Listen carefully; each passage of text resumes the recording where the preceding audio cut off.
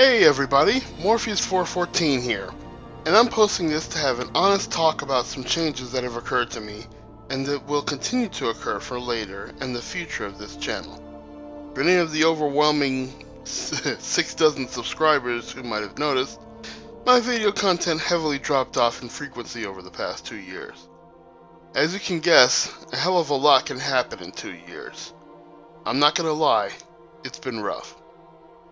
Let me start at the beginning, where the spiraling fishtail was only emotional at that point.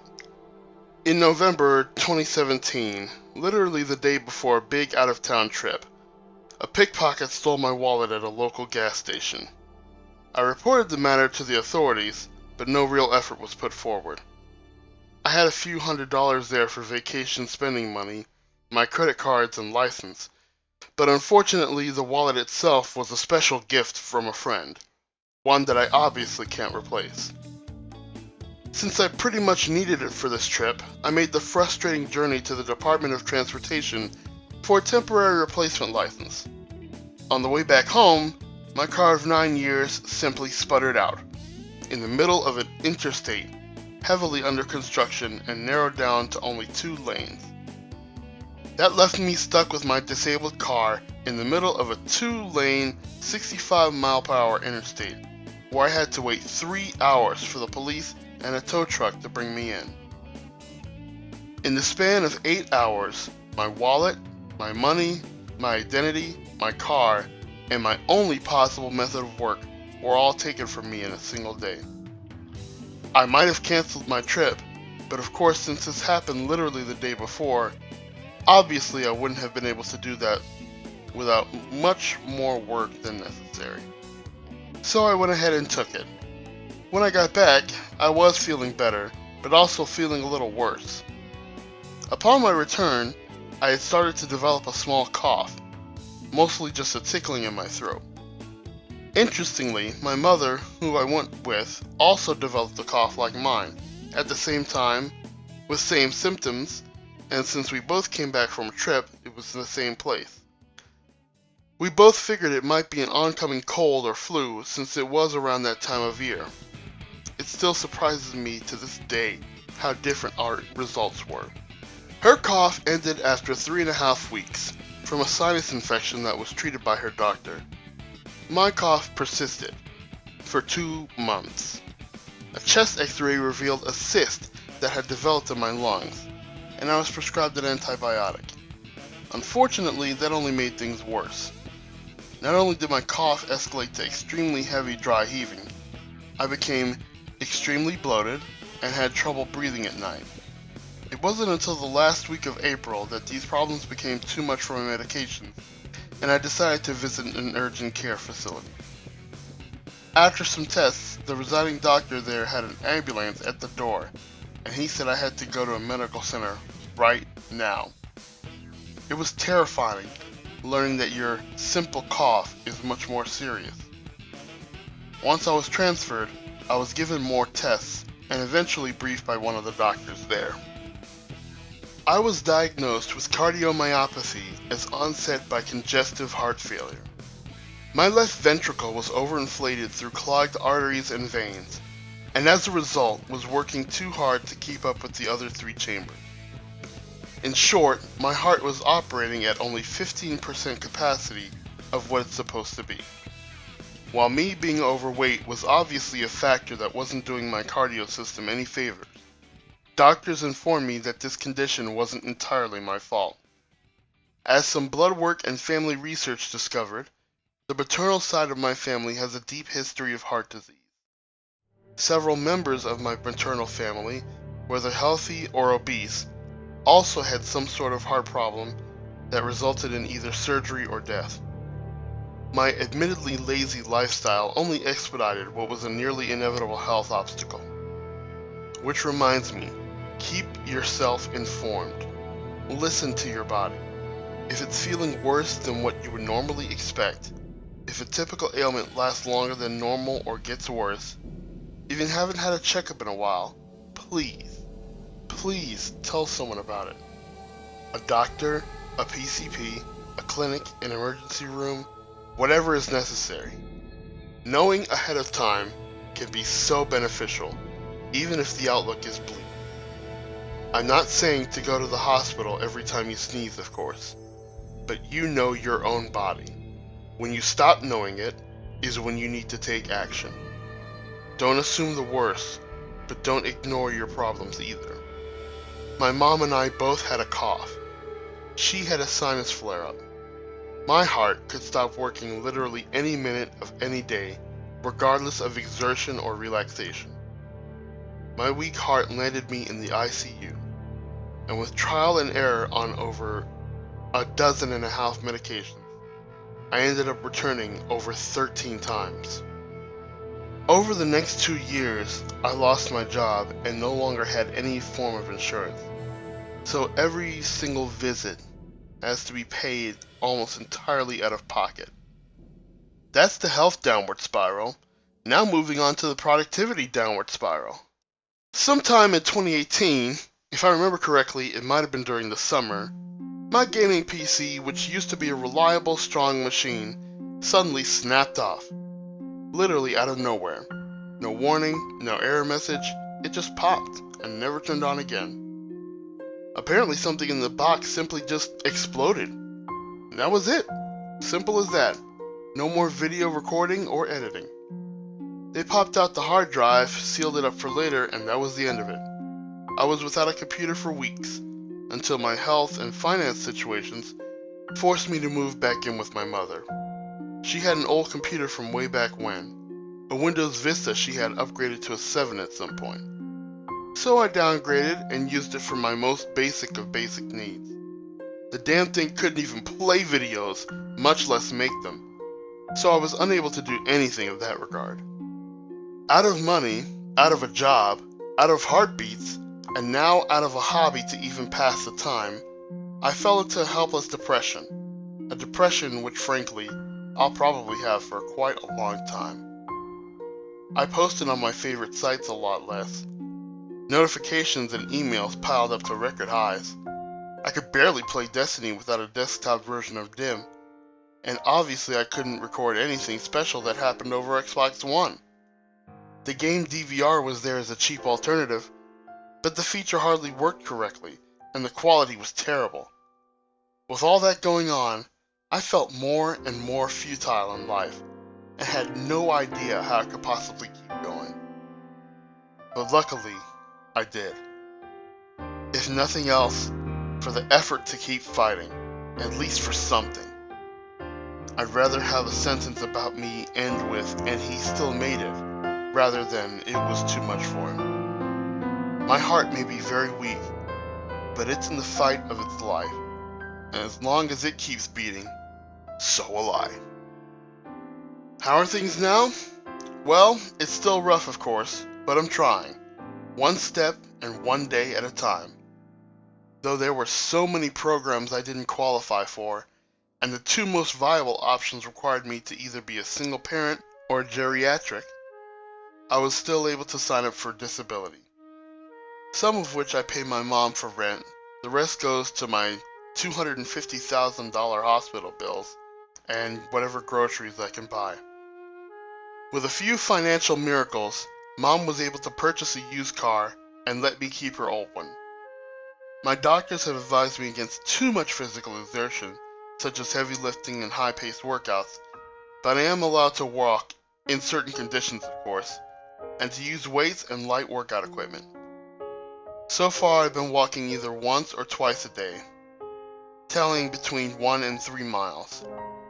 To be honest, I'm still having trouble sticking to a workout regimen, but I'm working towards adding it to my exercise routine.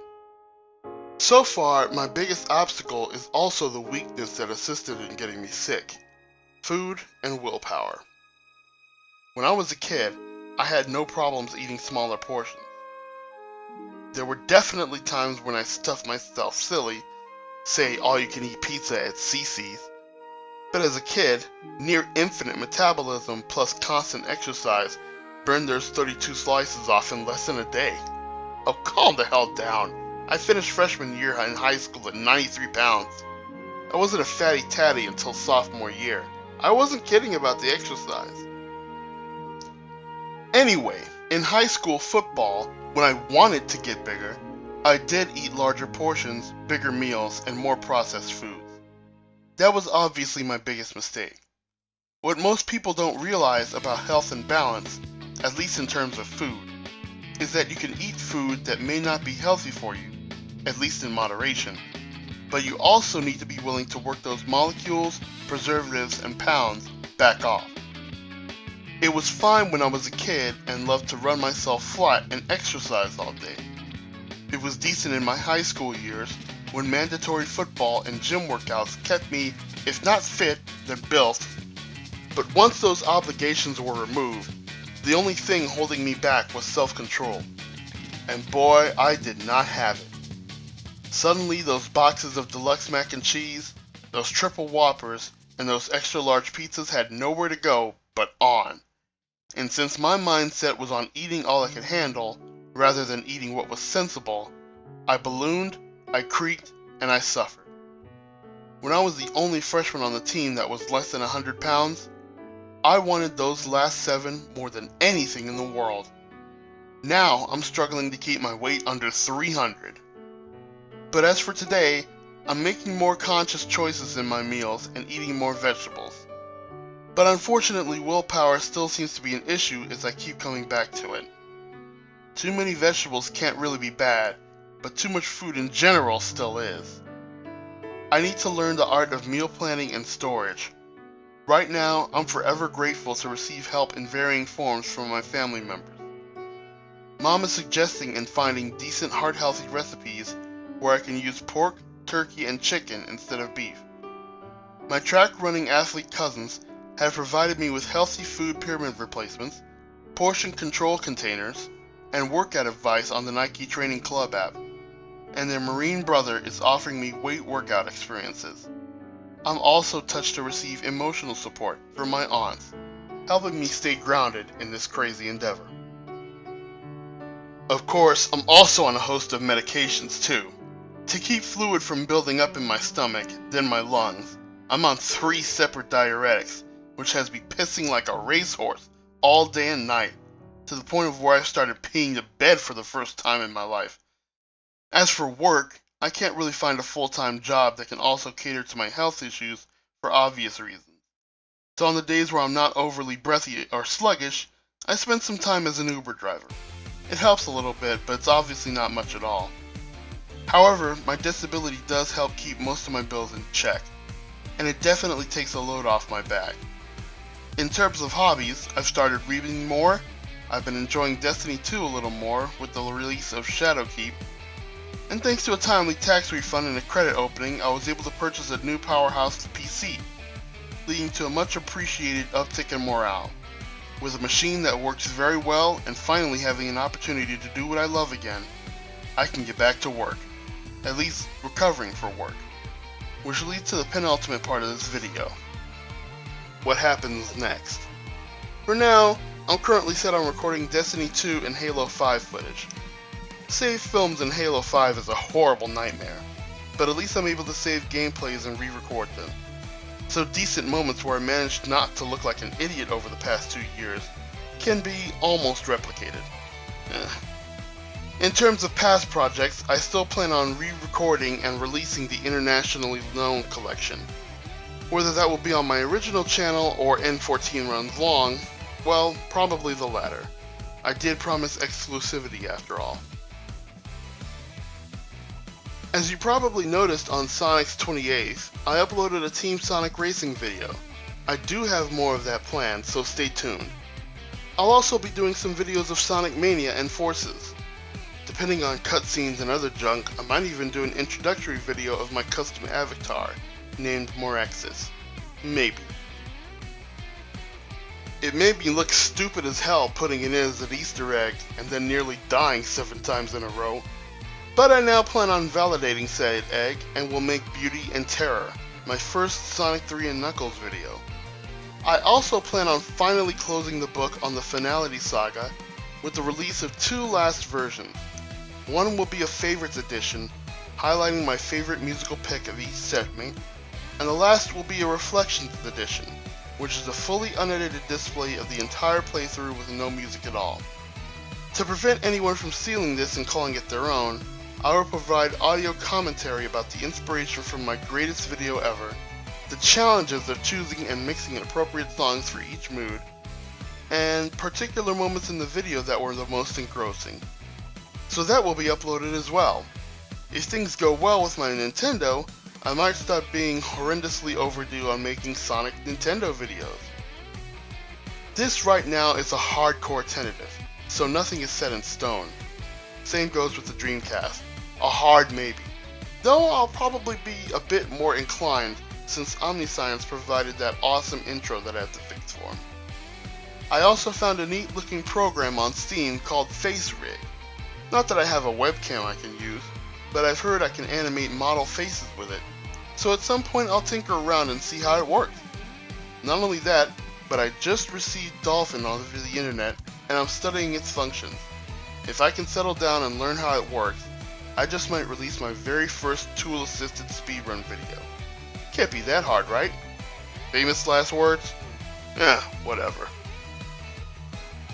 But unfortunately, of course, this also has to make way for the bad news, mainly concerning the projects I already had in progress, and stuff I'd worked on for weeks and or months. While I have plenty of hard drives with previous videos and renders I still kept, sadly the actual project files, the ones that put those clips and recordings in order and all that junk, those are nowhere to be found. Because of the fact that most of my files have been moved between at least 3 separate computers, hard drives, and whatever the hell, I'm mostly sure that the project files are somewhere on one of the lost partitions. I just don't know where. Hopefully I can find them though, because if I have to start over on those, I really might kill myself. Oh, I shouldn't say that. If I put all this work in, maybe someday a YouTube talent scout will look for underdogs and find a humble fan looking for hope. Well, that leads out to the last part of this video, the e-begging. Don't act so high-roaded. If your safety net costs more per month than you've ever seen in your entire life, you'd be out on the streets holding a sign. Anyway, this obviously isn't going to go anywhere, and I know the 70 or less subscribers I have won't really donate. But if you want to help, at least spread the word. Send this to friends or family members. Extend your well wishes and good karma. And give me some food planning advice for the love of God. I'll have links in my description for anyone who wants to help. So, the most painful part is over. I guess all that's left to say is, goodbye, thanks for watching, and take care of yourselves out there. M14 out!